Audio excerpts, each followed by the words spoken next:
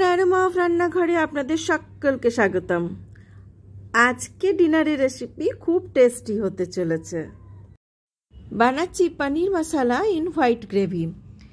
এই রান্নাটা না সত্যি আমি করতে প্রায় ভুলেই গেছিলাম, বহু বছর পর আজকে বানাচ্ছি। দারুণ টেস্টি হয় আর এত সুন্দর খেতে হয়, একবার বানালে দেখবেন বারবার এটা বানাতে ইচ্ছে করবে। আমার বাড়িতে সবাই রুটি দিয়েই পছন্দ করে। আপনারা চাইলে এটা জিরা রাইস অথবা নান, কুলচা যে কোনো কিছুর সঙ্গে খেতে পারেন, খুব ভালো লাগবে খেতে। আমি এখানে 200 গ্রাম পনির নিয়েছি আর এটাকে এরকম ট্রায়াঙ্গেল শেপে কেটে নিয়েছি। আপনারা যে কোনো শেপে কাটতে পারেন। আর দেখুন এখানে কিছু মশলা রেখেছি। এর মধ্যে আছে জিরে 1 চামচ, ধনে 1.5 চামচ, গোলমরিচ, শুকনো লঙ্কা আর 2টো এলাচ। এটাকে না একটু এইরকমভাবে ড্রাই রোস্ট করে নিতে হবে। একটু যখন দেখবেন খুব সুন্দর গন্ধ আসছে, তখন মশলাটাকে একটু একটা প্লেটে রেখে ঠান্ডা করে তারপরে একটু আধ গুঁড়ো করবেন। দেখুন মশলাটা রোস্ট হয়ে গেছে। এবার এটাকে আমি ক্রাশ করব, মানে আধ গুঁড়ো হবে, গুঁড়ো হবে না কিন্তু পুরো। আর এবার এই ফ্রাই প্যানেই সামান্য একটুখানি তেল দিয়ে নিয়েছি। আজকে যেহেতু হোয়াইট গ্রেভি, সেই জন্য আমি রিফাইন্ড অয়েলে পুরো রান্নাটা করব। অল্প রিফাইন্ড অয়েল দিয়েছি। পনিরটা একটু হালকা ভাজবো। আপনারা না ভেজে কাঁচাও দিতে পারেন, কিন্তু একটু ভাজলে স্বাদটা আরও বেশি ভালো হয়। একটু খেয়াল রাখবেন যেন পনিরটা খুব একটা ডার্ক ব্রাউন না হয়ে যায়, জাস্ট একটু হালকা ভাজা হবে। খুব বেশি কালার চলে আসলে কিন্তু দেখতে অথবা খেতে দুটোই ভালো হবে না। এই দেখুন এরকমভাবে ভাজাটা হবে, এর বেশি আর ভাজবো না। এবার যা তেল পড়ে আছে এর মধ্যে অল্প একটুখানি বাটার অ্যাড করছি। এই রান্নাটাতে কিন্তু একটু বাটার লাগবে। বাটার ছাড়া কিন্তু এর স্বাদটা খুব একটা ভালো আসবে না। বাটারটা মিশিয়ে নিলাম।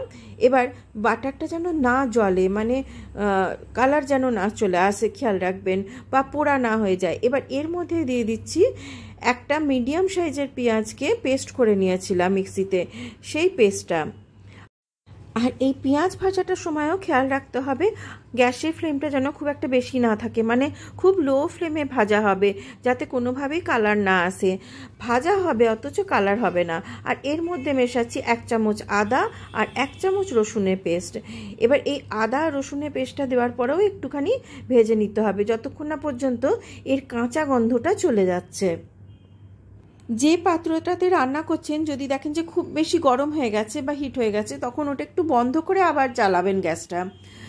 এবার এই যে ক্রাশ করা মশলাটা সেটা মিশিয়ে দিলাম। আর এটা মেশানোর পরে একটু নাড়াচাড়া করার পরে এর মধ্যে মিশিয়ে দিচ্ছি, আমি আগে থেকে কিছুটা দই ফেটিয়ে রেখেছিলাম। এই 2-3 চামচ মতন দই হবে, টক দই। ওই দইটা এবার এই মশলার মধ্যে মিশিয়ে দিচ্ছি। আর খেয়াল রাখবেন যেন এই যে পাত্রে রান্না করছেন সেই পাত্রের টেম্পারেচার যেন খুব বেশি হাই না থাকে, তাহলে কিন্তু দইটা ফেটে যাওয়ার চান্স থাকে। দইটা মিশে যাওয়ার পরে এর মধ্যে দিয়ে দিচ্ছি 5 থেকে 6টা কাজুর পেস্ট আর মিক্সি ধোয়া যে জলটা, সেই জলটা, কেননা কাজু একটুও নষ্ট করতে ইচ্ছে করে না। এবারে এর মধ্যে দিয়ে দিচ্ছি স্বাদ মতো নুন। নুনটা মেশানোর পরে দেখবেন সামান্য একটু জল ছাড়ছে, আর যেটাতে মশলাটা আরও বেশি ভালো ভাজা হবে। এটা একটুখানি ভাজা ভাজা হতে না হতেই এর মধ্যে মিশিয়ে দিচ্ছি ফ্রেশ ক্রিম। এবার এটা একটু মিশে যাওয়ার পরে এর মধ্যে দিয়ে দিচ্ছি একটু ফ্রেশ ক্রিম। এটা আমার বাড়িতে যে দুধ নিই সেই দুধের থেকে তোলা ক্রিম।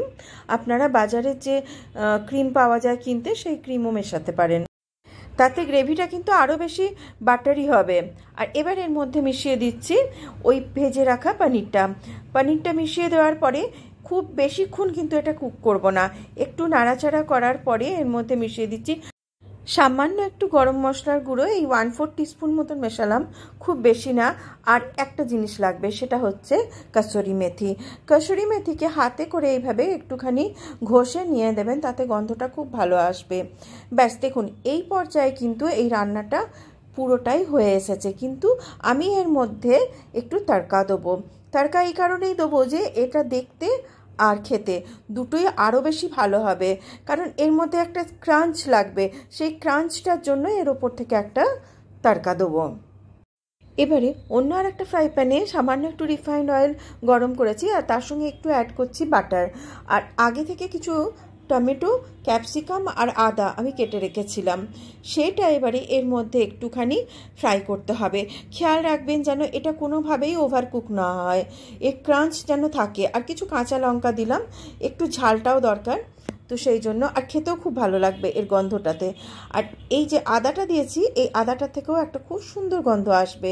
ব্যাস, এটা একটু হালকা ফ্রাই করে ওর মধ্যে মিশিয়ে দেবো। দেখুন, এগুলো মিশিয়ে দেওয়ার পরে এক তো গ্রেভিটা একটু কালারফুল হয়ে গেল, আর এর থেকে একটা খুব সুন্দর গন্ধ বেরোয়। আহা, দারুণ সুন্দর গন্ধ বেরোচ্ছে, পুরো আমার কিচেনটা গন্ধে মোমো করছে। একবার বানিয়ে দেখুন, সবাই আপনার প্রশংসা করতে বাধ্য হবে একদম। আর এই পনির ইন হোয়াইট গ্রেভি কীরকম লাগলো রেসিপিটা আমাকে অবশ্যই কমেন্ট বক্সে জানাবেন। আপনারা জানালে আমি সত্যিই উৎসাহিত পাই একটা নতুন রেসিপি শ্যুট করার। যদি ভালো লেগে থাকে আপনাদের, তাহলে প্লিজ আমার পাশে থাকবেন, একটা লাইক দেবেন।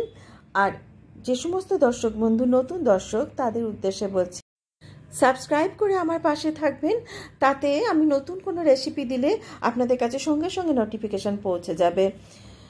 আর যারা ফেসবুক পেজ থেকে দেখছেন, তাদের উদ্দেশ্যে বলছি, প্লিজ চ্যানেলটাকে ফলো করবেন। অনেক অনেক ধন্যবাদ সবাইকে সঙ্গে থাকার জন্য। সবাই খুব খুব খুব ভালো থাকবেন আর সুস্থ থাকবেন।